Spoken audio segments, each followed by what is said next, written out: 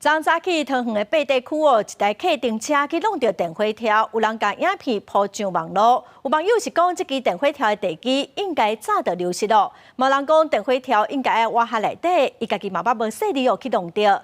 也毋过台电是强调讲，设电火条的所在无问题，嘛来要求这个驾驶得爱赔偿。这架客停车弄到电火条啊，电火条啊随歪去。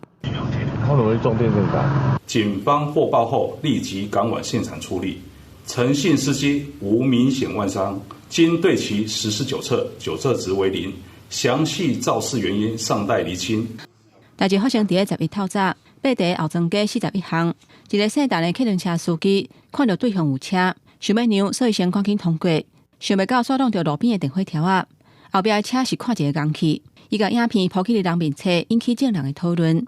有人讲电火条下底的地基已经是空的，嘛有人讲伊捌伫遐弄到过。有袂少民众感觉迄支电火条不了危险，应该刷靠路边去。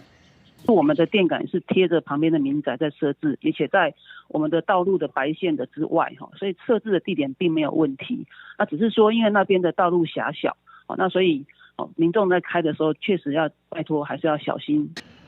针对客停车弄到电火条的事件，台电回应讲，这个案件发生的时阵并无造成停电，后续的复原因为爱换电火条会影响4户停电，嘛有甲电火条刷去较空旷的所在，希望较免有民众搁去弄到。后续会配合八地交通队做笔录了后，以停诉向这个客停车的司机来要求赔偿。公司新闻，桃园报道。